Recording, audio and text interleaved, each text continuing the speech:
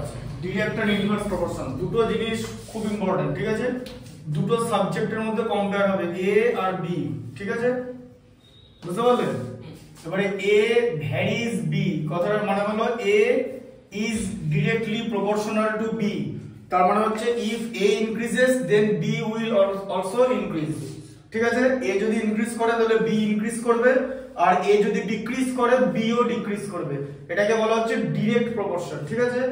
আর এটা যদি হয় যে এ ভ্যারিজ 1/b, ঠিক আছে, তাহলে কিন্তু বি ভ্যারিজ 1/a হয়, ঠিক আছে? আবার এ ভ্যারিজ বি হলে বি ভ্যারিজ এ হয়, বুঝতে পারলে? ঠিক আছে? এ ইনক্রিজ করলে বি ডিক্রিজ করবে, সেটাকে বলা হচ্ছে ইনভার্স প্রপোর্শন বা ইনভার্স ভ্যারিয়েশন, আর বি যদি ইনক্রিজ করে তাহলে এ ডিক্রিজ করবে, ঠিক আছে? এটা হচ্ছে ওদের রিলেশন, এ ভ্যারিজ যদি 1/b হয় বি ভ্যারিজও 1/a হবে, ঠিক আছে?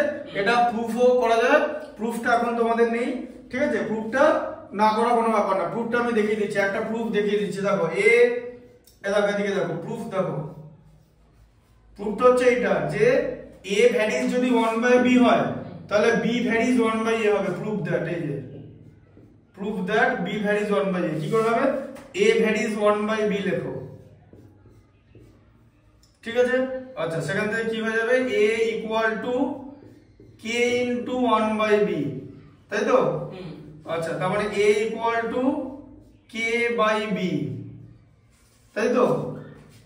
হয়তো সেখান থেকে লেখা যাবে k ইকুয়াল টু ab, ঠিক আছে? আচ্ছা, এবার দেখো এদিকে, তাহলে ab ইকুয়াল টু k লেখা যাবে তো?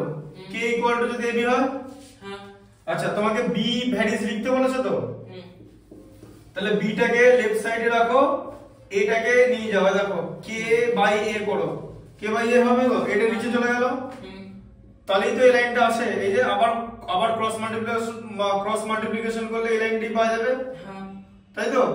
তাহলে b equal to k by a, আচ্ছা, তাহলে b equal to k into 1/a হয় তো? হ্যাঁ, নিচে থাকলো তো, তাহলে কি হলো? b ভ্যারিজ 1/a তো হচ্ছে, এই যে k টাকে তুলে দিলাম, k টাকে তুলে দিয়ে সাইড ইকুয়ালের জায়গায় ভ্যারিজ ইউজ করে দিলাম, ইকুয়ালের জায়গায় ভ্যারিজ ইউজ করতে হলে k টাকে তুলে দিতে হয়, বিকজ k হচ্ছে ভ্যারিয়েশন কনস্ট্যান্ট, ঠিক আছে? সো তুমি যদি ভ্যারিয়েশনের সাইন ইউজ করো, you don't have to give variation constant, so if you want to remove the variation constant and equal sign, you have to use the variation sign, ঠিক আছে? তাহলে বুঝতে পারলে b ভ্যারিজ 1/a হলো, ঠিক আছে? এটা হচ্ছে ফর্মুলা, হ্যাঁ, ঠিক আছে? প্রুফটা বুঝতে পারলে তো? আচ্ছা, এবার বলো ম্যাথসটা কি ছিল, ভালো করে পড়ো, কত এক্সারসাইজের কত নম্বর ম্যাথস সেটা বলো। ये एग्जांपल, আচ্ছা, एग्जांपल আর ম্যাথস, ঠিক আছে? एग्जांपल কত? 11.2 डायरेक्ट प्रोपोर्शन। एग्जांपल 11.2 বলো। If the cost of 1 kg of sugar is 36 rupees, then what would be the cost of 3 kg sugar? It is 108 rupees. Similarly, we can find cost of 5 kg or 8 kg of sugar. Study the following table. Is it? কোনটা এটা? হ্যাঁ।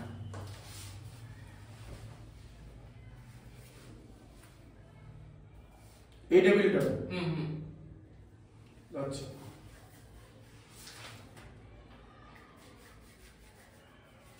আমি তো এখানে তো কোনো math দেওয়া নেই, এখানে শোনো বুঝিয়ে দিচ্ছি, 1 কেজি অফ সুগার, তো এদিকে দেখো, দেখো এদিকে 1 কেজি অফ সুগার কত বলেছে বলো, এই দেখো 1 কেজি সুগার 36 rupees.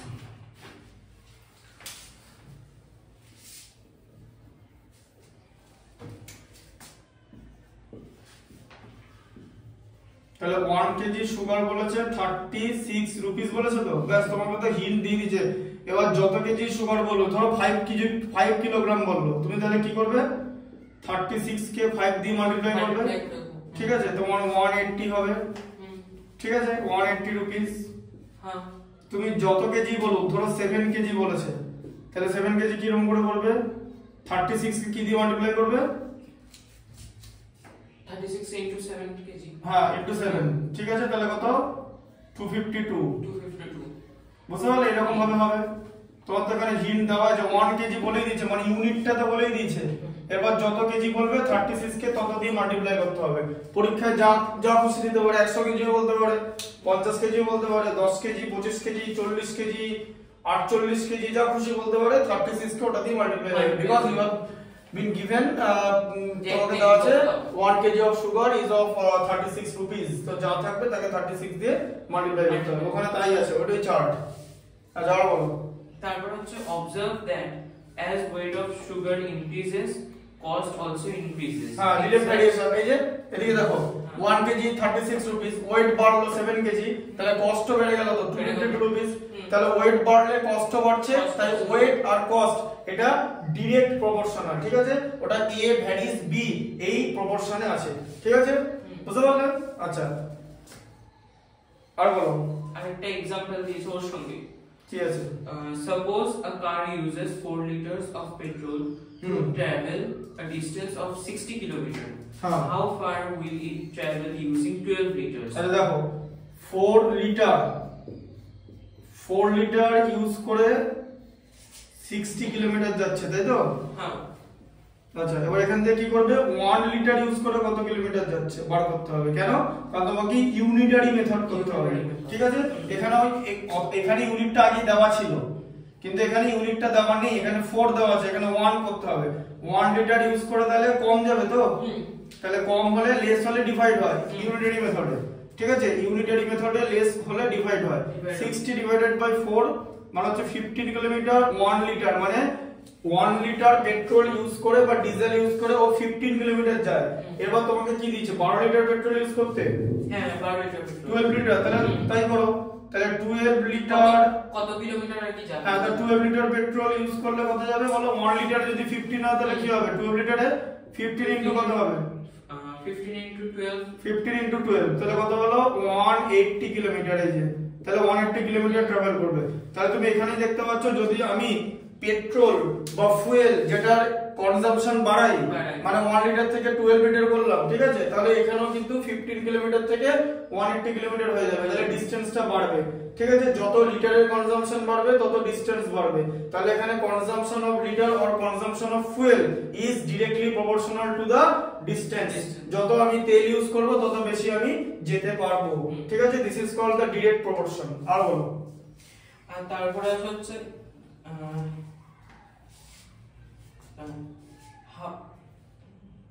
কি আছে ওর সঙ্গে, কি আছে আর? তারপরে হচ্ছে since petrol consumed in the second instance is 12 liters, i.e. 3 times of 4 liters, the distance travel will also be 3 times of 60 kilometers. এটা দেখে নাও, 4 লিটারের থেকে 12 লিটার 3 টাইমস তো। that কোশ্চেনটা আছে পুরোটা। In other words, when the petrol ওটা নেই, ওটা কোশ্চেন নেই, ওটা স্টেটমেন্ট, যেটা আমি তোমাকে বোঝাচ্ছি।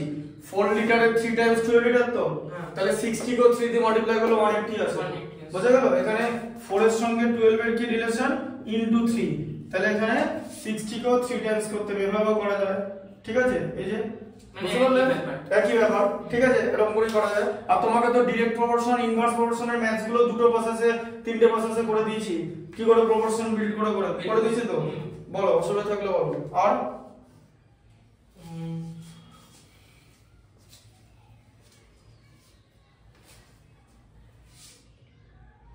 তারপরে let the consumption of petrol be x liters and the corresponding distance traveled be y kilometer.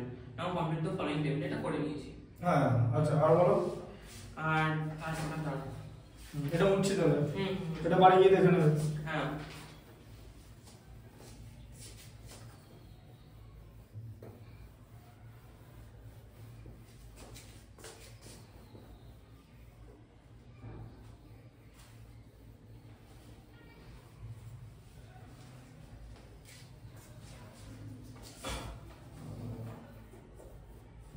Example 3.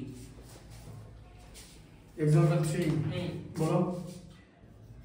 If the weight of 12 sheets of thick paper is 40 grams, how many sheets of the same paper would weigh 2 whole 1/2 kilograms? আচ্ছা দেখো প্রথমে দেখো এদিকে 2 whole 1/2 তাই তো হ্যাঁ এত KG দেওয়া আছে এটাকে গ্রামে করতে হবে তাহলে 2 হোল 1/2 তাকে তোমাকে 1000 দিয়ে মাল্টিপ্লাই করতে হবে তাই তো হ্যাঁ কিলোগ্রাম থেকে গ্রাম হয়ে গেল 1000 লিখলাম বলে ঠিক আছে তাহলে এটা হচ্ছে 5/2 ইনটু 1000 গ্রাম আচ্ছা তাহলে কত হচ্ছে 5 ইনটু 1000 কে 2 দিয়ে ডিভাইড করলে 500 হয় ঠিক আছে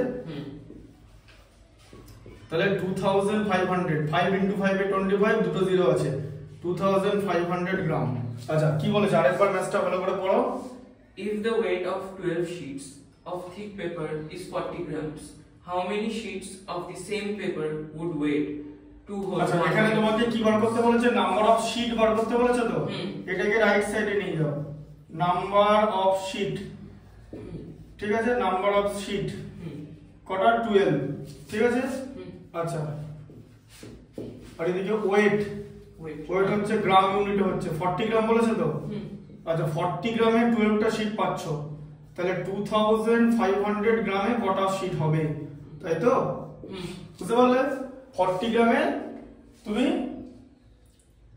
12টা শীটের ওয়েট হচ্ছে 40 গ্রাম তাহলে 2500 গ্রাম ওয়েট কটা শীটের হবে ঠিক আছে এটাকে তুমি বি ধরে নেবে ঠিক আছে আচ্ছা এরপর কি করবে ডাইরেক্ট প্রপোর্শন তাহলে কি করবে এটা এই দেখো এই যে এটাও নামবে ঠিক আছে তাহলে এটা হবে এই যে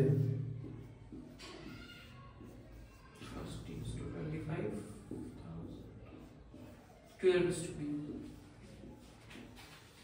ঠিক আছে আচ্ছা এটা কত হচ্ছে 40 বাই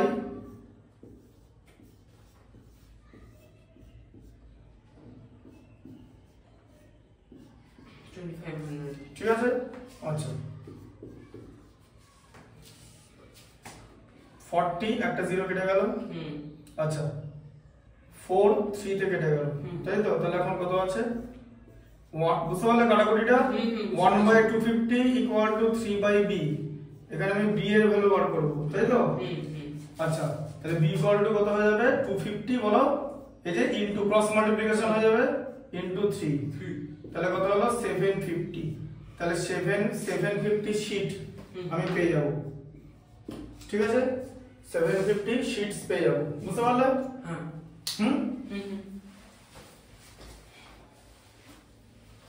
বুঝতে পারলে তো হ্যাঁ এবার এটা ইউনিটারি মেথডও করা যাবে ঠিক আছে এটা এরকম করে করতে পারো ইউনিটারি মেথড করলে এই যে ইউনিটারি কি করা হবে 40 গ্রামের মধ্যে থাকছে 12 শীট তাহলে 1 গ্রামে কম শীট থাকবে তো 12/40 হবে তো হ্যাঁ কমে যাবে তো কমে গেলে ডিভাইড হয় তো আবার 2500 গ্রাম আছে তো তাহলে শীট বাড়বে তো এটা বেড়ে গেল তো হ্যাঁ তাহলে 12 এর সঙ্গে 2500 মাল্টিপ্লাই হবে তো বুঝতে পারলে বেড়ে গেলে তো মাল্টিপ্লাই হবে হ্যাঁ না 1 থেকে 2500 হলো মানে ইনক্রিজ করলো তো ইনক্রিজ করলে ইউনিটারি মেথডে মাল্টিপ্লাই হয় এই যে ঠিক আছে এটা কাটা গেল 3 4 3 is 12 এই যে 3 into 250 মানে 750 শীট ঠিক আছে ডাইরেক্ট প্রপোর্শন এরকম হয় ঠিক আছে আর ইনভার্স এরকম করে এই যে এরকম হবে হ্যাঁ এটা হচ্ছে ইনভার্স ঠিক আছে মনে রাখবে ইনভার্স কথার মানে হলো অপোজিট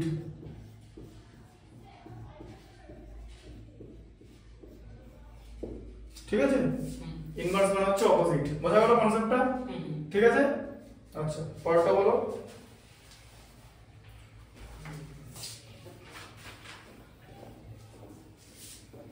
তারপরে এক্সারসাইজ 11.1 আছে 11 কোন চ্যাপ্টারটা ওই যে এটাই এই চ্যাপ্টারটাই তো টেন ইনভার্স আচ্ছা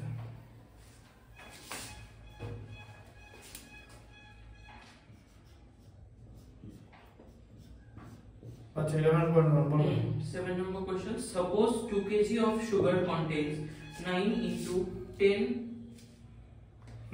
বড় 10 crystals 9 into 10 না 9 into 10 to the power কত আছে 6 সেটা বলো 10 to the power 6 হ্যাঁ 10 to the 10 to the power 6 হ্যাঁ ক্রিস্টাল how many মানে অতগুলো সুগারের দানা সোজা কথা ক্রিস্টাল মানে হ্যাঁ how many sugar crystals are there in 5 kg of sugar and also 1.2 kg of sugar?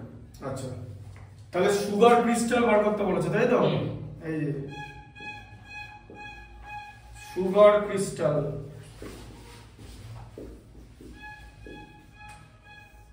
ঠিক আছে আর এখানে ওয়েট ওয়েট হচ্ছে কেজি তাই তো হ্যাঁ আচ্ছা ওয়েট প্রথমে বলো ম্যাথটা কত বলেছে আরেকবার বলো ম্যাথটা পড়ো আচ্ছা suppose 2 kg of sugar contains 9 into 10 to the power 6 crystals. How many sugar crystals are there in 5 kg of sugar? ঠিক আছে একটা 5 দিয়েছে একটা 1.2 দিয়েছে তাই তো ঠিক আছে 5 এ কত 1.2 তে কত ঠিক আছে আচ্ছা এটা দিয়েছে চলে পড়া যায় হ্যাঁ না আমি লিখে নিলাম ম্যাক্সিমাম করবে না অত সোজা না লিখে নিলাম এখানে পরটা লাগাবো 2 দিয়ে স্টার্ট করব আচ্ছা তাহলে দেখো তাহলে 2 কেজি সুগার ক্রিস্টালে এতগুলো সুগার থাকে ঠিক আছে 2 কেজি ওয়েটে সুগারে আর 5 কেজি সুগারে তাহলে কতগুলো ক্রিস্টাল থাকবে ঠিক আছে তাহলে এটাকে বি ধরে নিচ্ছি আচ্ছা ঠিক আছে আচ্ছা এবার এখানে ওয়েট ভ্যারিজ সুগার ক্রিস্টাল তার মানে এখানে কি হলো যে ওয়েট যত বেশি হবে সুগার ক্রিস্টাল তত বাড়বে তাই তো ক্রিস্টালে একটাই হবে সম্ভবত ঠিক আছে আচ্ছা ওয়েট ভ্যারিজ সুগার ক্রিস্টাল ঠিক আছে তাহলে ওয়েট যত বাড়বে সুগার ক্রিস্টাল তত বাড়বে এই কথাটার মানে হচ্ছে ডাইরেক্ট প্রপোর্শন তো তুমি তাহলে কি করবে এই যে তাই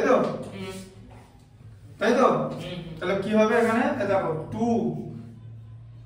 2:5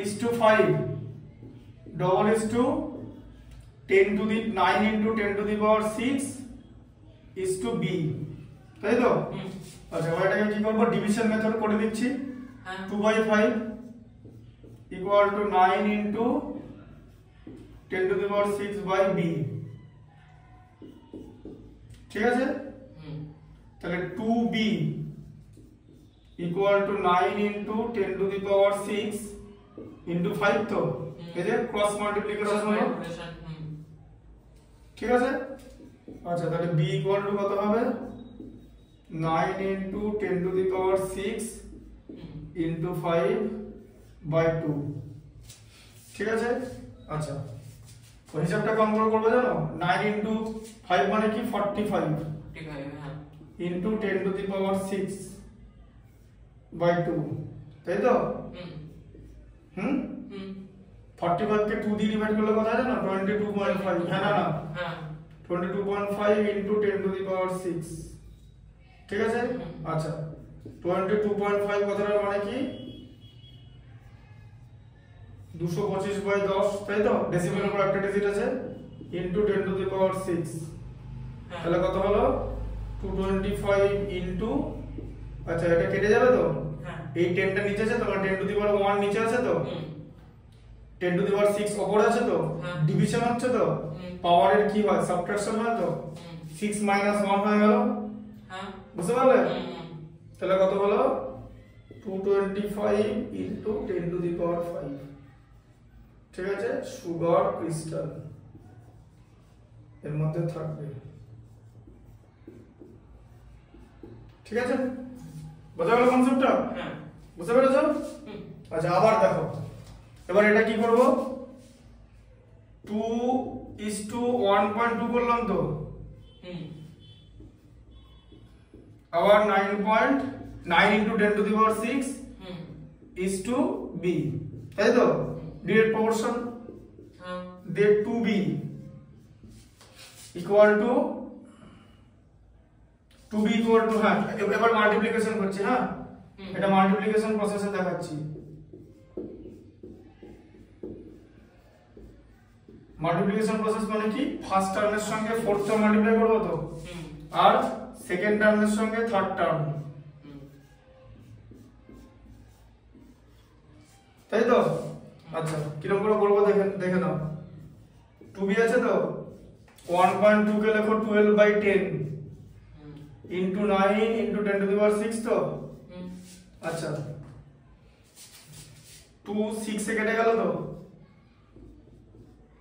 হ্যাঁ আচ্ছা তাহলে কত হচ্ছে 6 into 9 into 10 to the power, আবার এখানে 10 টা নিচে আছে তো, একটা 10 নিচে আছে তো, 6 minus 1 হয়ে যাবে তো, হ্যাঁ পাওয়ারের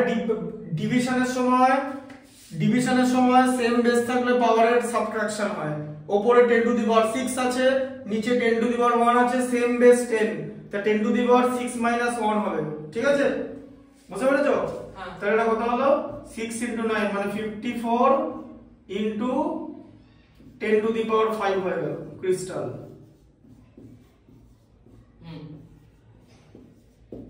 ঢুকলো মাথা? বুঝতে পারলে? আচ্ছা ঠিক আছে হ্যাঁ কনসেপ্টটা বুঝতে পেরেছো? কত রকম ভাবে করা যায়, ঠিক আছে বুঝতে পারলে? হ্যাঁ মাথা ঢুকলো তো কনসেপ্টটা?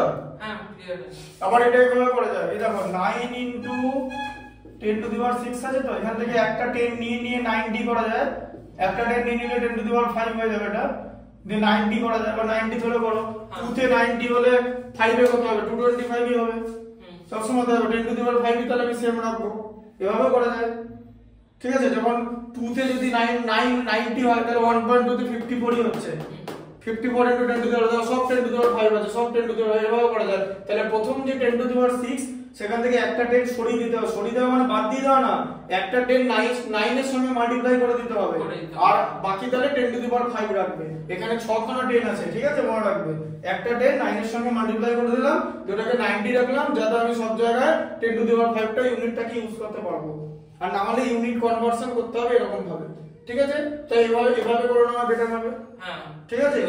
হ্যাঁ তাহলে 90 2 তে 90 থাকলে 5 এ 225 ই থাকবে, আবার 2 তে 90 থাকলে 1.2 তে 54 ই থাকবে, ঠিক আছে।